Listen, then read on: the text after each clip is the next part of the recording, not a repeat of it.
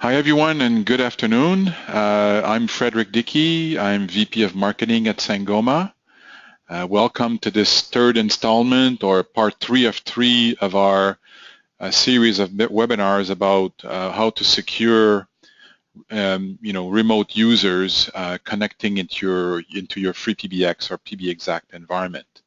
I'm joined here by Ernesto Casas, who's our super SE running these 3 webinars, and with that, we have a pretty charged hour, so with that, we'll just kind of start right away.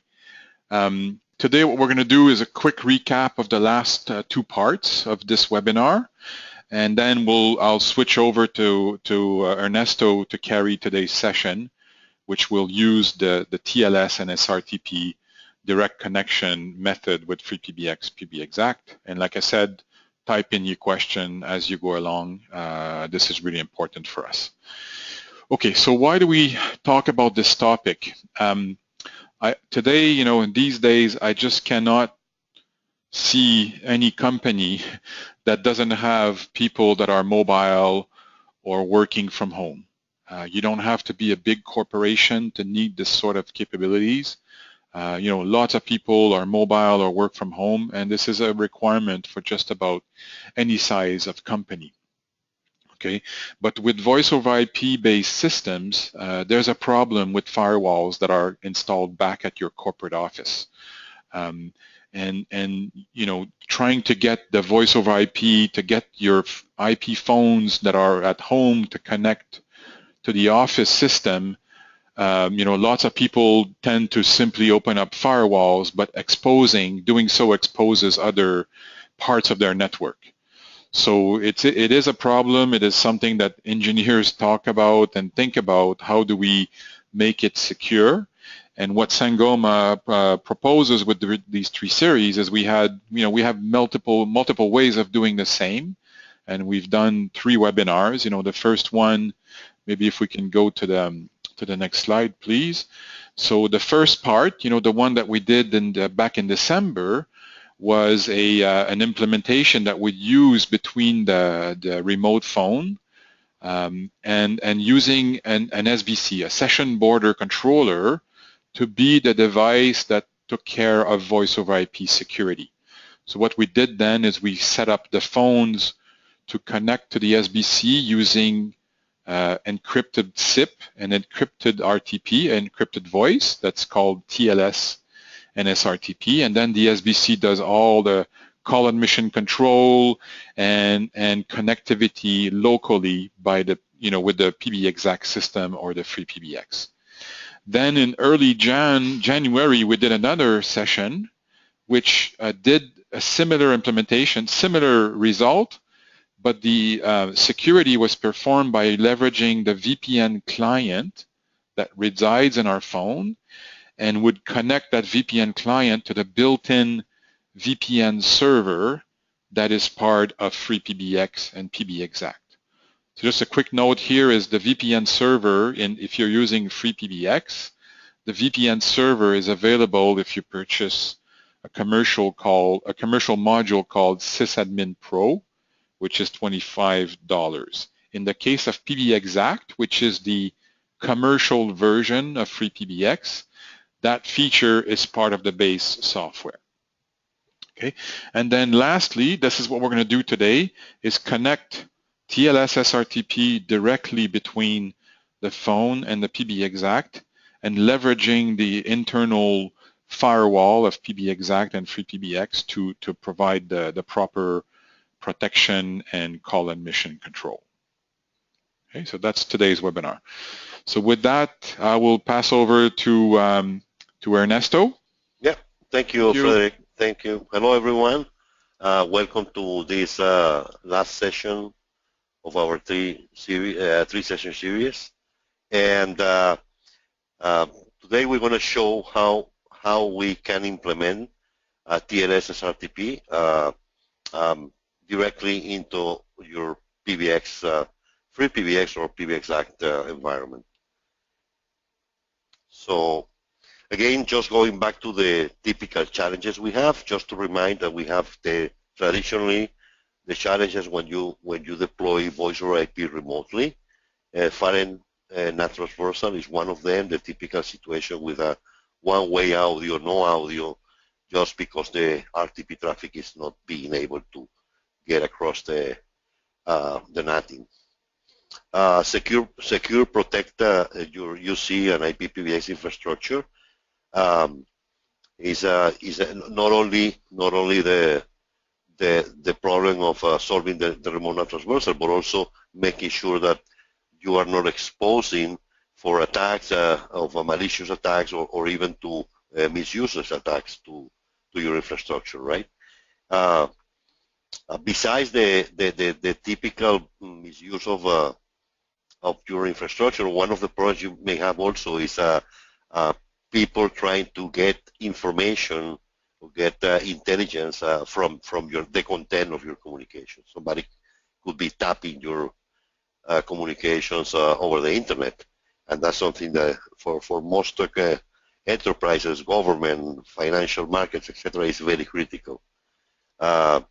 Another challenge is the more we add functionalities into the PBX, and those functionalities are dedicated to, control security, control access, etc., you are taking resources from the infrastructure that has been invested for providing services to the end user. So we have to be careful and have the right balance on what needs to be where in order to have enough resources to do what at the end is the main goal, which is to preserve a nice experience of usage from the user perspective, from the end user perspective.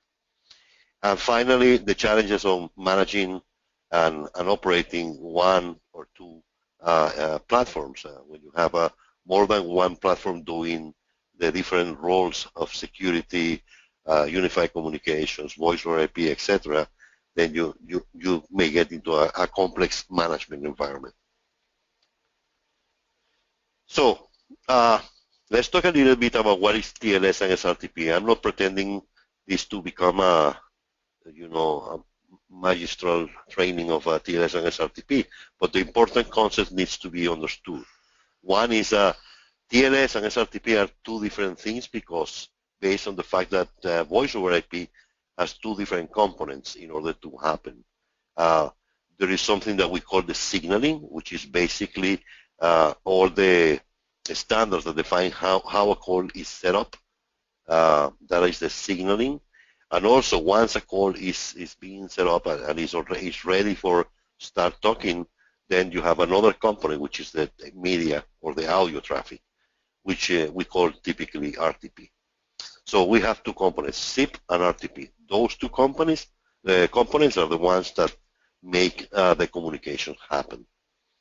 The problem is that on the base definition of SIP and RTP, there is no any consideration about encryption, about protection. So there are several ways that new standards have been coming out implementing how to secure the signaling and how to secure the media. Okay, the secure signaling that we see today has the most typically used is what we call SIP-S or secure SIP, which is basically SIP running on top of a SSL layer. We call it TLS, the transport layer security. And for the media, for the RTP, we call it secure RTP, which is an encryption technique that allows you to send the traffic over the open networks without the preoccupation of somebody can tap that communication and record or listen on what has been said.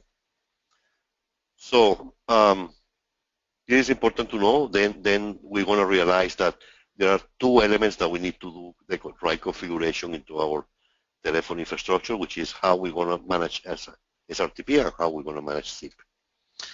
Another important thing, and this is just something that I found in a very interesting research done by Columbia University regarding what is the impact of implementing TLS, TLS-RTP or TLS in a voice over IP environment. And this, I'm not going into the details, but I want just to make specifically the point that I was planning. One is this diagram here is showing the throughput of a typical voice over IP environment infrastructure in terms of calls per second. It's how many calls per second this infrastructure is able to manage. And the 2 points that I want to make the attention is this one here that says UDP with authorization, which is the standard SIP environment where you have authentication to register endpoints, okay? And in a given infrastructure, they were doing, in this lab that they built, 462 calls per second, okay? And once they added TLS, which is the encryption of the signaling, using 2 different encryption techniques. One was AES or 3DES. The performance in terms of calls per second went down to 276 and 244. That doesn't mean that the platform is not able to process the same simultaneous calls. What it means is the capability to process calls requests at the same time. So it went down from 462, almost 40% down, okay? So that's an important element to consider when you are doing your capacity planning. If you are going to implement, mainly for customers like call centers where call capacity, calls per second is a key variable. Okay, what are the FreePBX and PBXact built-in TLS and SRTP capabilities? I'm going to show you exactly what they are. In the lab environment we have today here, what we have is in our data center we have a PBXact platform. It could be FreePBX. It's going to be exactly the same. And we are enabling the TLS capabilities and SRTP inside the PBX. And also we are adding an additional component that has been for almost a year as part of the distro, the FreePBX distro, which we call kind of a smart firewall. And you're going to see how interesting it is. It's a very nice complement of when you're deploying TLS, but in some cases you may be using already a corporate firewall, okay? But that's an option, and it's a very specific and design specific for telephony. You're going to see why. So we're going to have remote users. All remote users are using TLS SRTP embedded on the devices. From the TLS perspective, we support TLS not only on standard SIP, but also on the new stack or drivers, the PJ SIP. The distro is already prepared to support the TLS version 1, 1.2, SSL version 2 and version 3. And we have enabled only TLS version 1 and SSL version 2 as of today. We are working on adding additional features and capabilities. It's totally embedded inside the FreePBX and PBXact. You don't need to buy or put anything else. It's part of the open source contributed ISO. Certificate management is this is an important piece. TLS is it's very complex to manage. And one of the challenges at the beginning is, and people from the Asterix community know that very well, there is a bunch of interactions at the CLI level to manage the certificates, and even more gets more complex when you are trying to integrate the certificates generated from commercial certification authorities. So all the certificate management is fully integrated into the GUI.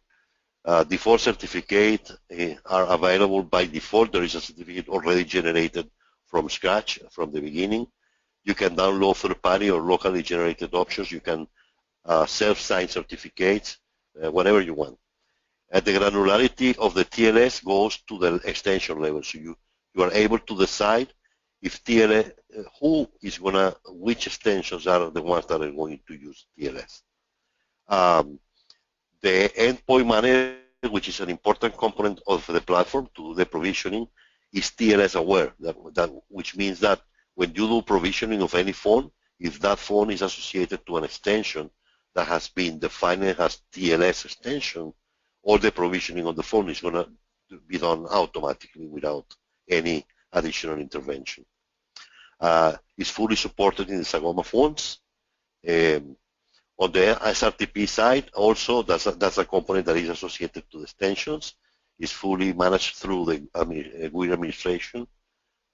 It's nothing else additional needed. Fully integrated into the Sagoma phones also, and is also fully integrated or is aware on the endpoint manager. So there is nothing additional to consider. So the other important component for this lab today is going to be the smart firewall, which is built in. As a matter of fact, one of the first things when you do a deployment, a FreePBX deployment, after doing your deployment registration and after creating the administration user, one of the first steps that the system offers you is to enable the firewall. And usually, in most of the cases, what I have seen is that the user or the integrator or the reseller is just skipping that step. Okay, maybe in some cases because there is already a firewall on the field, but you can enable it anytime you want. It's fully integrated with peers configuration. In other words, any change you make on the PBX configuration that impacts how the firewall needs to be configured is automatically updated. If you change the ports where you are doing the provisioning, the firewall is going to adapt automatically. You don't need to do anything on the firewall. It has a mode of operation that is called responsive mode, that in most cases when you have, for example, remote users that are roaming from networks to networks, and also, their IP changes every time, or remote offices that are using non-static IP addresses or dynamic DNS. The responsive mode is a way to, if you enable it, every time somebody tries to register, if the register is successful in a short period of time, that IP address and port is going to be automatically open on the firewall, and that is a beautiful feature. I have put on this slide, and you can use it once you get the PDF, links to the specific areas on our wiki, on our wiki page, where you can read more details about each one of those features. So you have firewall zones, which are the zones that you want to trust as originators of traffic for your PBX. You can create blacklists. There is a mode of operation that is called the safe mode. And the safe mode is a way, if you enable safe mode, it is interesting to have it when you are doing your first deployment, or you are starting to do the configuration, because that happened to me before, is you make a mistake and then you block yourself, and then you are not able even to access the PBX because the firewall is blocking you. So the safe mode allows you to reboot twice the PBX, and on the second time of the reboot, it's going to open the firewall. It's going to be totally shut down for 5 minutes.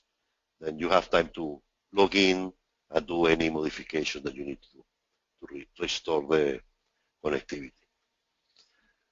It's more about firewall permissions and port opening auto-adjust. In other words, and I'm going to show you something interesting, because one of the typical questions we get is, I have my own firewall, which ports I need to be aware and to open in my firewall? Well, one way to do that is just enable the firewall on the PBX just to check, because the firewall is going to tell you which ports are being opened for what. So you can just turn it on, check it, take note, and go to your firewall and then do the right configuration. So let's move on and let's do it. Let's try to go in detail on the step by step. So in the step-by-steps, we're going to have a kind of 4 major steps. One is going to be to create the certificates for TLS. The second is going to be to set up the firewall. The third is going to be to set up TLS and SRTP. And the fourth is going to be what needs to be adjusted on the auto provisioning to make sure that we keep one of the beautiful values that we have on FreePBX and PBXact, which is the endpoint manager and the zero touch provisioning. I want to keep that available even I'm using VPNs or TLS or whatever we use. Okay, let's talk about certificates. One of important thing, and I make it in red here because that is a typical mistake at the beginning, is TLS in FreePBX and PBXact is not going to work if you are not using a commercial certificate. You cannot use the default certificate that comes with the FreePBX or PBXact. You cannot use self-signed certificates. It must be a commercial certificate, meaning a certificate generated by a trusted certification authority. In order to make that easy for you guys, what we did is we have a full integration with one of the entities in the security market that is called Let's Encrypt. It's an organization that generates commercial certificates, and they are free, which is the most important part.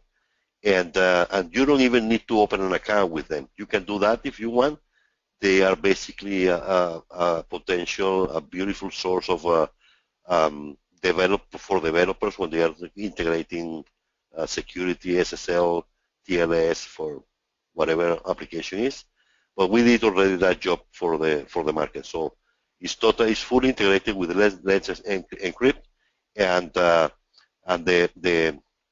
PBX is going to take care of all what is needed to generate the certificates. Commercial certificates is one generated by a trusted certification authority. If you have already a relationship and you have an account with GoDaddy or whoever VeriSign, you can just generate the certificates with their platform and download it into the PBX also. So requirements in summary, you're going to need also FQDN for the PBX, so you have to have a domain name, and that domain name needs to resolve the IP address, the public IP address of your PBX.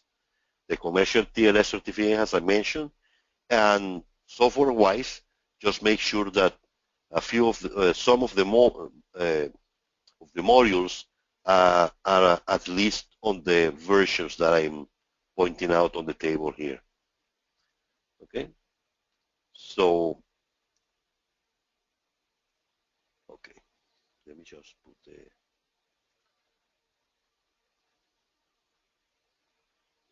last point. Okay, good. Instead of talking of what we have here on the slide, let me just go right away to the PBX. Okay, here I am on a PBXact platform live, and if you go to modules, you're going to find an option here on the admin section called Certificate Manager. On the Certificate Manager, we already have a certificate generated for the FQDN called pbxact.sangomamiami.com. Okay, but I'll show you exactly what needs to be done. Let's say that we don't have the certificate and we want to create it for the first time. We just need to press New Certificate, and you can upload certificates if you already have them. You can generate self-signed certificate, which is not going to be useful for TLS, but you can generate a Let's Encrypt certificate. For Let's Encrypt certificate, there's two things that is going to happen. One, there is some ports that needs to be open for some specific zones or sources, because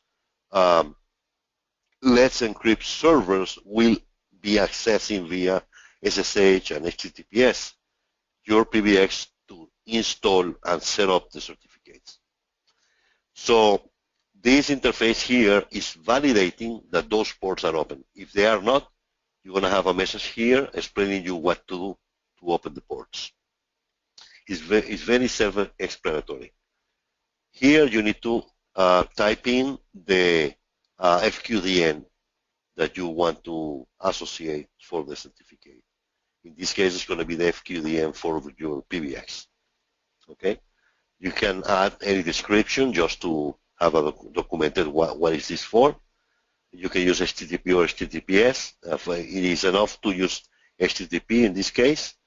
You put the country and the state, province, or city, whatever you want here, just to be part of the documentation of the certificate. Click Generate Certificate, and that's it. You don't need to do anything else. Okay. Okay. Once you do that, you're going to have your certificate generated. You're going to see the certificate on the table. In our case, we have already generated this one. It's generated by Let's Encrypt, and it's defined as the default certificate. If you don't have the default selected here, you just need to click on this field, and then the check mark is going to appear. We're going to need that. I'm going to mention that in a few minutes. Okay. So,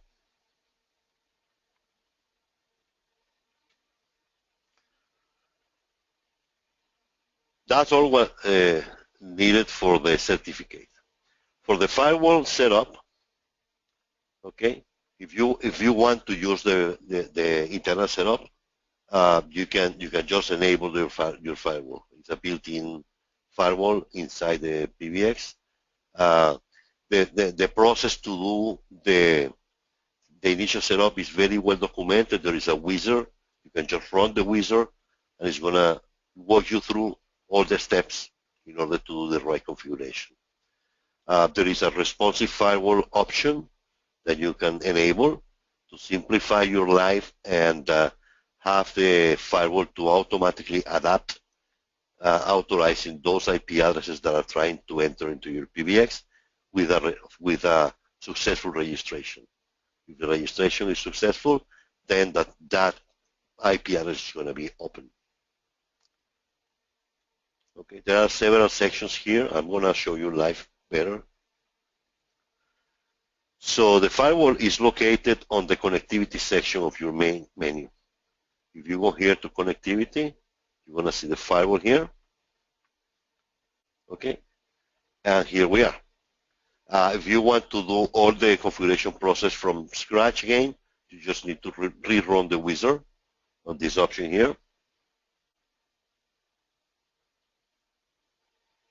This option here. Okay, you can disable the firewall here, or you can enable again. The safe mode, you can disable or enable the safe mode. That's the mode that I mentioned before that you can just for security when you are doing your first configuration and you don't block yourself.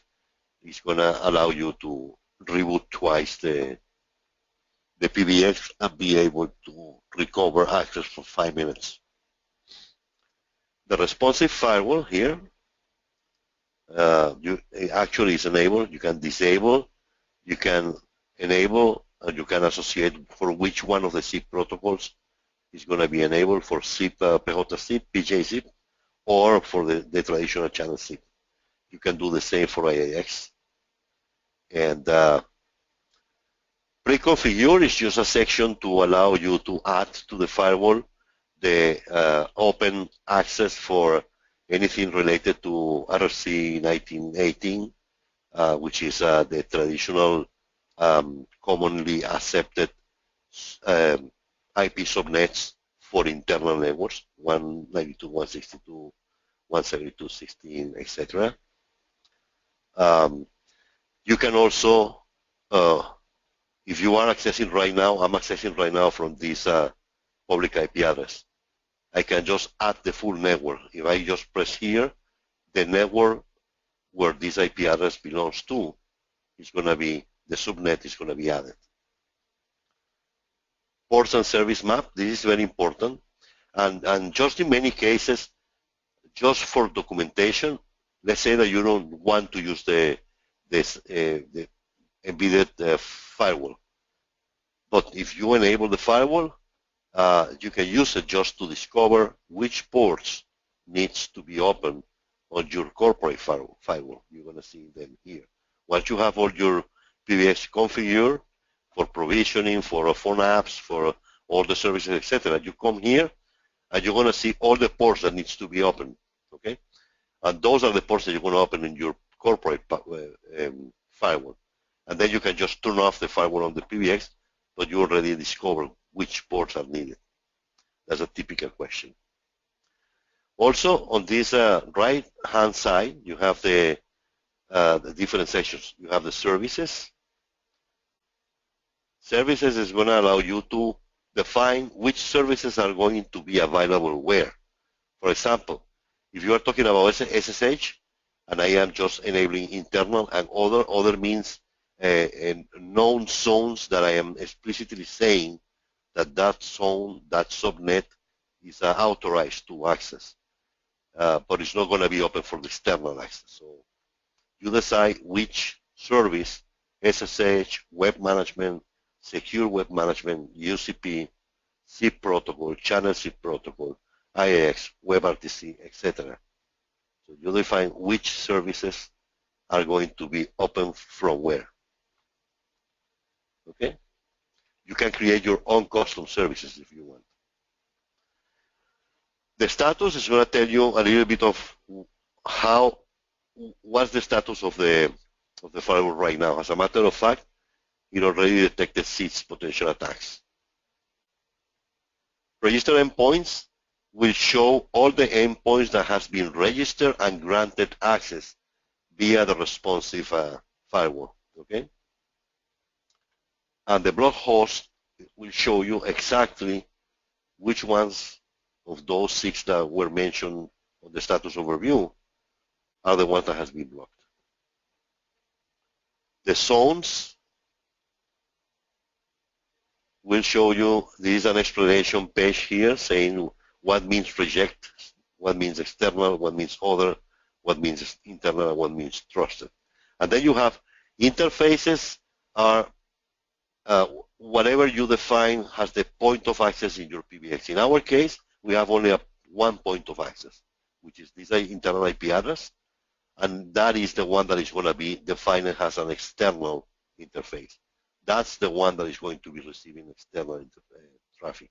If you have 2 interfaces on your PBX, they will show up here, and you may decide this one is external and this other one is the internal. Networks is the networks that you are authorizing. Those are the zones that you are authorizing to receive traffic from. And then you're going to say where you're going to receive traffic from. Okay. Here you have, for example, this is the IP address of my public IP network, the 162.244.161.89, because I'm remote respect to the PBX, and I am a trusted. So you can add and delete.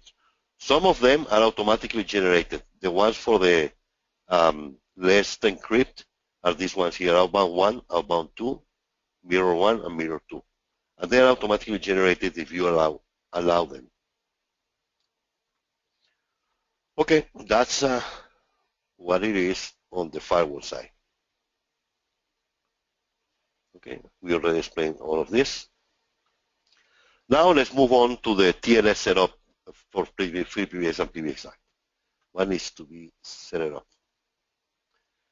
Again, the requirements to set up TLS and SRTP is decide in which type of stack are you going to use it.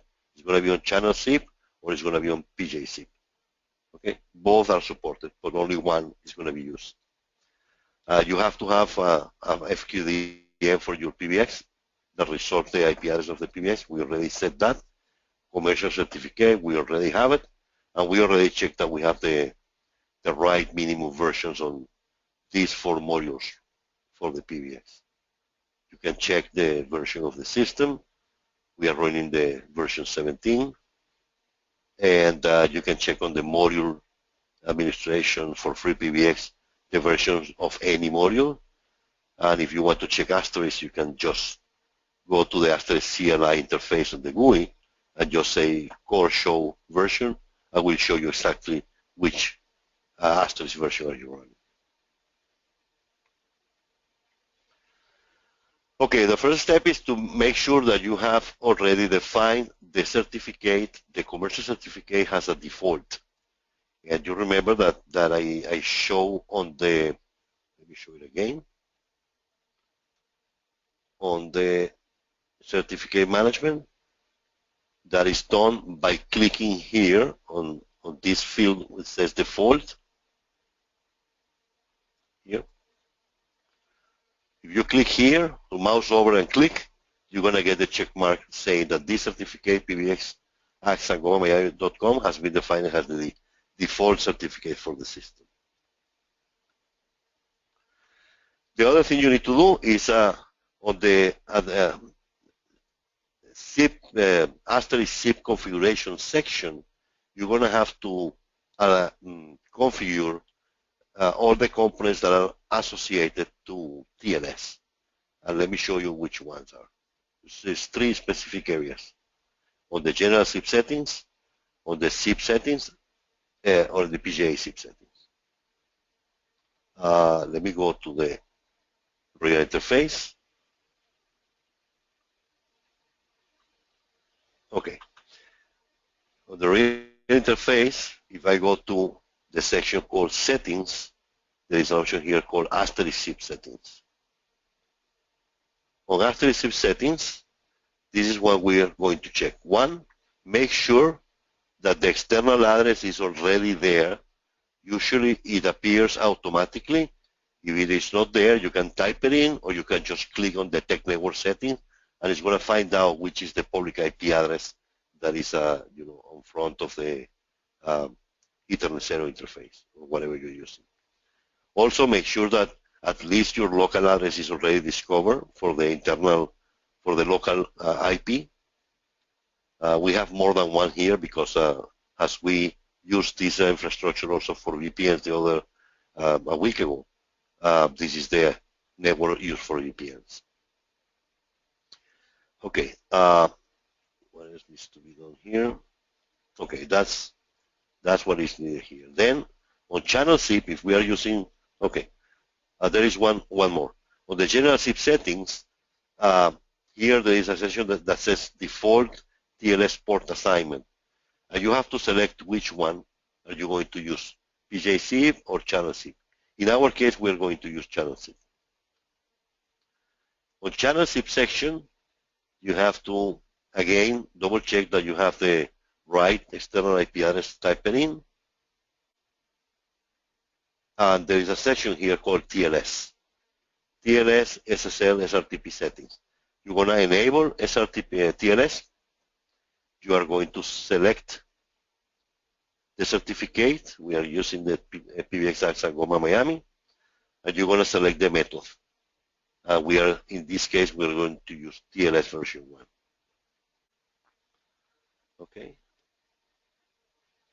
And that's it here. Channel in PBXzip channel, if you are using PBXzip, the only thing you need to do is to select the certificate and the method. Here, there is a couple of options called verify client and verify server.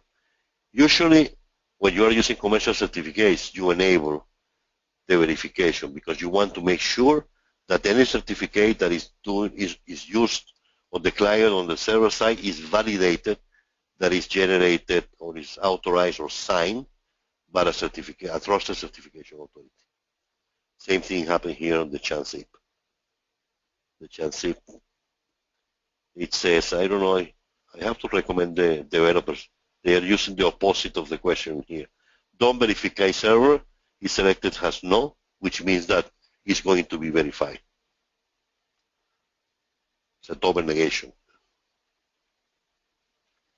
Okay, that's what we need to do on the main configuration areas for TLS. Now, we need to go to the next slide. Some NAT considerations. This is going to depend on your setup. You have to enable any NAT capabilities on the PBX to allow solve the NAT transversal on the remote end. So usually we enable the SIP-NAT on advanced settings and on asterisk SIP settings also. Make sure that you have the proper external IP address configured, and on channel SIP, if you are using channel SIP, you enable NAT. Those are the three areas. Okay, we did already the TLS configuration for the core. Now we have to define which extensions are the ones that are going to be using TLS. Okay. The first thing I'm showing here is I'm enabling NAT because I don't know if the extension is going to be behind a firewall or a router doing NAT. I have to enable the transport TLS, and I have to enable the SRTP. But let me show you that on the real interface.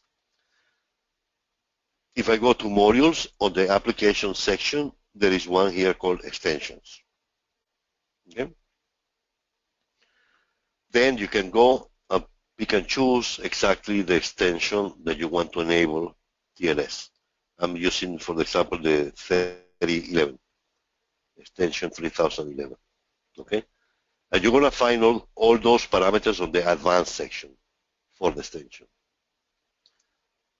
And I'm enabling the NAT mode here, and transport is here. Okay, you have many options for the transport. You see, you can enable all the transport protocols with the preference of UDP, or preference of TCP, or preference of TLS, or web sockets, or web secure sockets. Most likely you will try to configure TLS only. But if you enable TLS only, you may have problems with some of the other functionalities like WebRTC, for example, that use web secure sockets. So the recommendation here is to use as transport, define as all transport are allowed, but the preference is TLS. And if you select this one, or you select TLS only, always the phone extension via the endpoint manager is going to be provisioning with TLS. The other component here is enable encryption. This is the one that is going to enable SRTP. Okay? Those are the two things that needs to be done in reality to enable SRTP and TLS for any given extension. And you can do that, navigate to any extension. But of course, one of the questions I'm expecting from you guys is that if I have 300 extensions or 1,000 extensions, and I decided that everybody is going to be using TLS, I have to go one by one changing that configuration. Well, there is a shortcut for that. If you go here to modules, the bulk handler, you can export all the extensions into a CSV file. And the parameter of transport is going to be one of the parameters. So you just edit and change on that Excel file, CSV file, and then do the import, and that is going to update all your extensions. That's an easy way to do it. First place. Okay, let's move on. Now we have all these configured. We want also, as Sangoma, we want also to preserve the maximum values of our value proposition with the PBXact or FreePBX. One of them is endpoint manager. So I want to simplify. I don't want to alter or change anything that I have to do in order to provision phones using TLS and SRTP.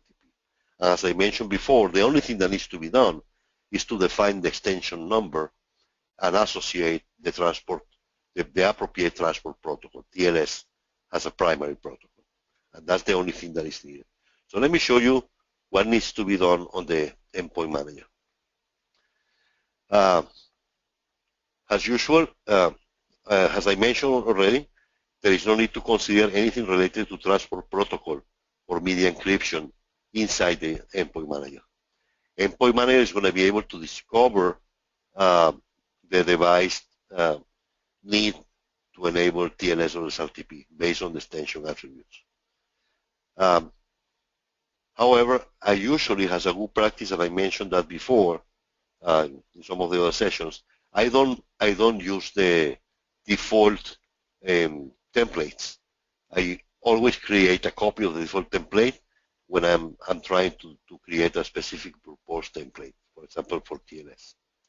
So I created already one that is called Sangoma Default Built-in TLS SRTP, which is an identical copy of the Sangoma default. Okay. So those are the parameters that needs to be being taken in account. One is once you define your template name and the template that is based on the original default template for Sangoma phones, you have to select that template has the external template. This is the one that is going to be used for the external phones. Okay. And secondly, the SIP address destination, make sure you select the custom option and you just type in the FQDN, the domain name associated to the PBX. And then third, you need to modify, define as custom, the provisioning address. And the provisioning address is going to be the FQDN plus the port that has been defined for provisioning. By default is the port 83. But if you change that port to a different port on the port management on sysadmin, then you have to put the right port here. Those are the three parameters, the three minimum actions that needs to be done. Of course, there are many other parameters that you may want to change on the options, on the regional, which models, etc., depending on your specific deployment. Okay. Once you do that, let me just go to the real life. If I go to the endpoint manager as part of the settings group here, endpoint manager, my global settings. Global settings will not change. By default, they has been already populated. This is the public IP address. This is the internal IP address. Those are the additional attributes that came by default. I don't need to change anything here. I'm going to select the Sangoma brand here to be able to access the templates for the Sangoma phones. And I already created the TLS SRTP built-in. So I'm just selecting that one. It's already selected, has the default external template.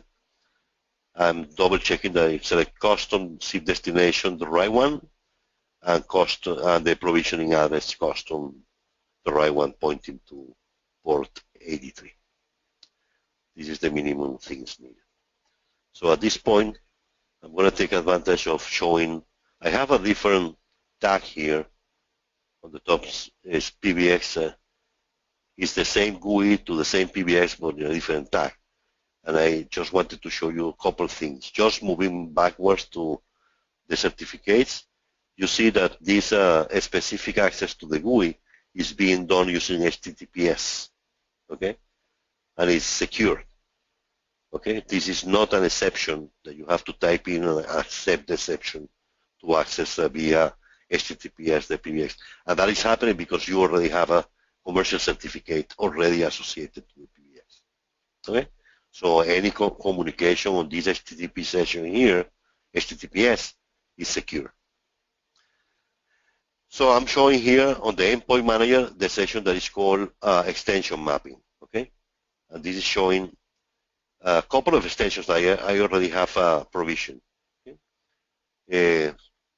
And now I'm going to show you. Okay, this is a phone that is has been factory reset, factory default, booted up, and already is trying to provision. It already discovered which is the provisioning server, and just waiting for somebody to tell the phone which extension number is going to be associated. I want to show you what is on the phone right now. This is the GUI interface for the phone. I'm going to check the status. It's going to ask me for the password. As you can see here, all the accounts are disabled. This is a factory default. None of the SIP accounts has been enabled. Okay. If we go to any of them, like the account number 1, is disabled. There is no proxy server defined.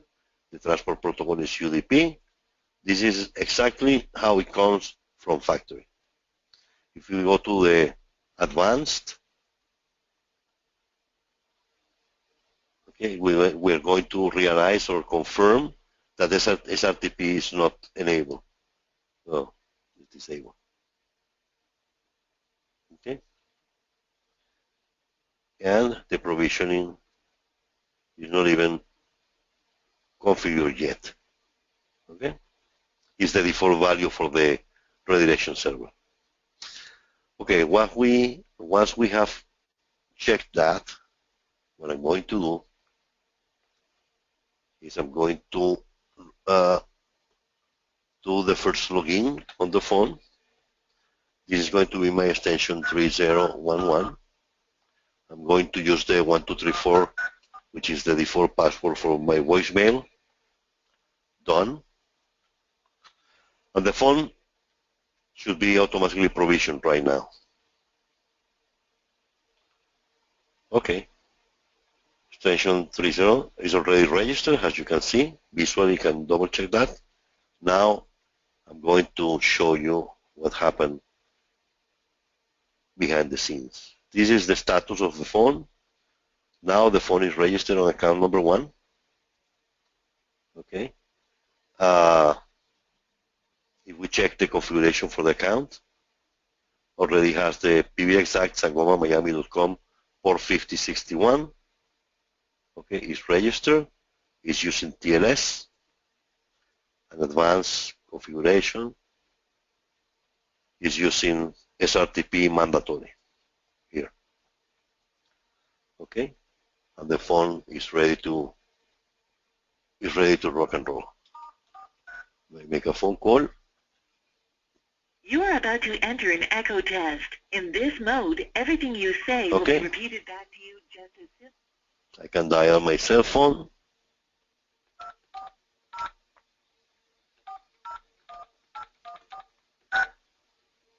Please enter your password followed by the pound key. I have a password for routes going outside. Thank you.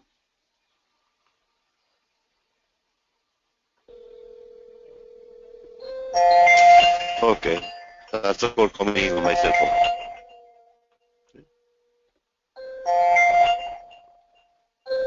Hello, hello, hello, hello. Okay, it's working. The communication is encrypted. The audio is encrypted. The signal is working. Everything is fine. Okay, so let's go back. So we were able to see the login for the first time, provisioning, the phone was registered using TLS, and we were able to make a phone call. So the audio was perfect. I show you all this already.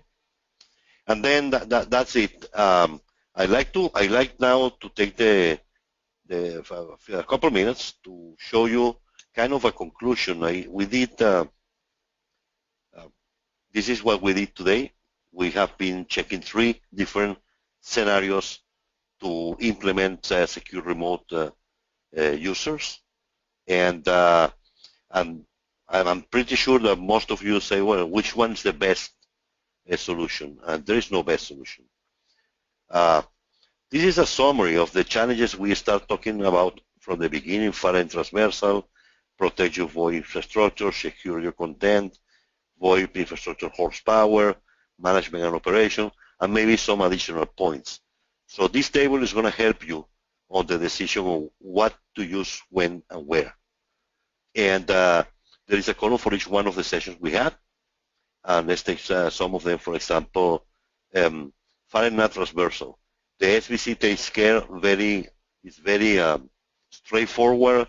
99.99% of the times you are not going to have anything to touch for resolving the NAT transversal. That the SBC is going to take care of it. When you have VPNs, there is no NAT transversal. So because you're using VPNs, you don't have NAT transversal. So those two approaches, SBCs and VPN, for NAT transversal, they solve the problem. Okay.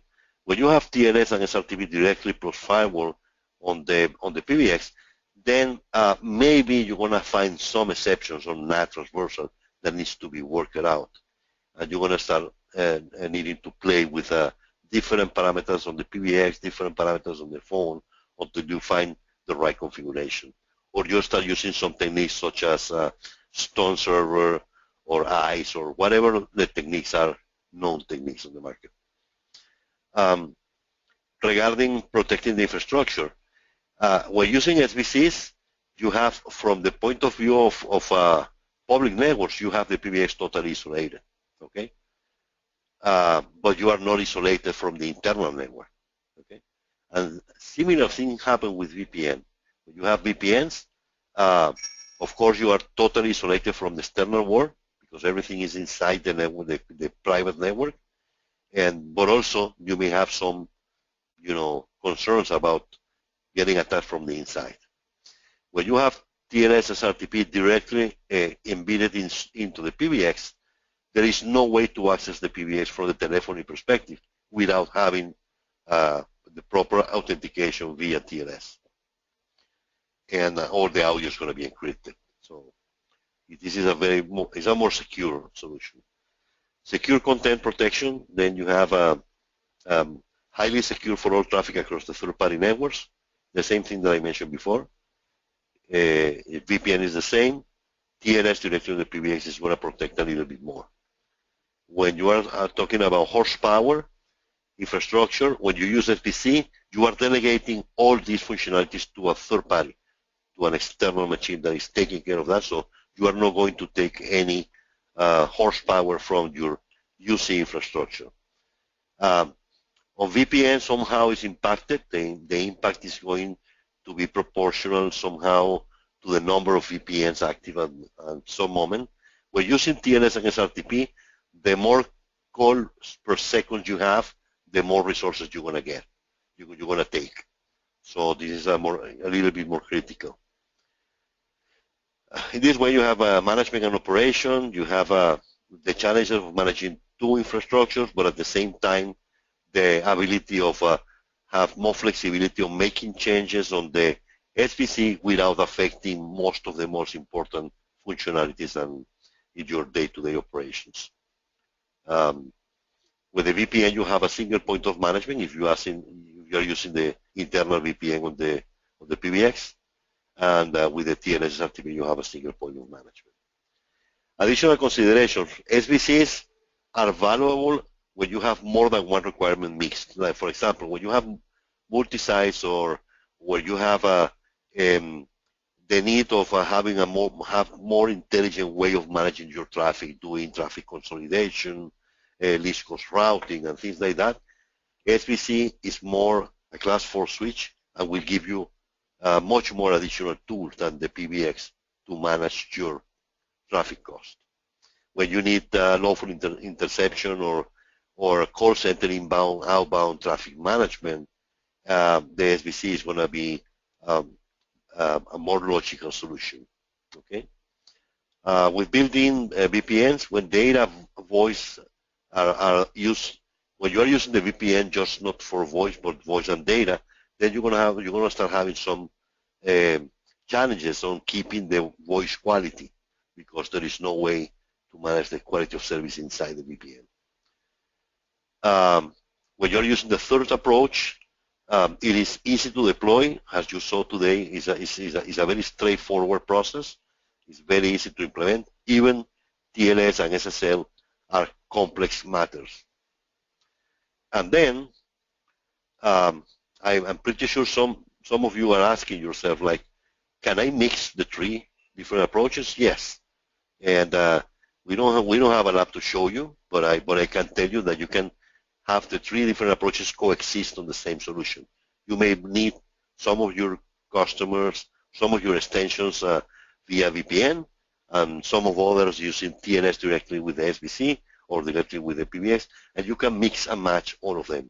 So at the end, with this series that we have presented on these 3 different days, we hope we have presented you all the tools that you may need to build your own designs and select the building blocks that better fit your needs. So having said that, I'm going to let Frederick to jump over. Thank you, Ernesto. Thanks a lot. Thanks, everyone, for joining us. This kind of concludes our 3 sessions. Like we said, there's at Sangoma, we like to provide choices. So we haven't tried to, voice over IP security and allowing remote users is an important topic. Is always a concern by voice over IP engineers. And what we've tried to lay out is different ways, different methods of doing this, and depending on your business needs, okay, one option might be better than other options, right? We're not pretending that one is the best and we recommend only one. Of course, we could say we would like you to sell SBCs every time you're thinking about remote users, but we realize that doesn't necessarily apply for everyone, right? So, and by popular demand, we'll make these videos available online with a small test, a small certification test, so we can provide the same for people that may not have attended all the webinars. With that, I want to thank you very much. Thank you very much, Ernesto. Super content you've put together in the last 3 sessions. Thank you. Thank you. Have a wonderful day.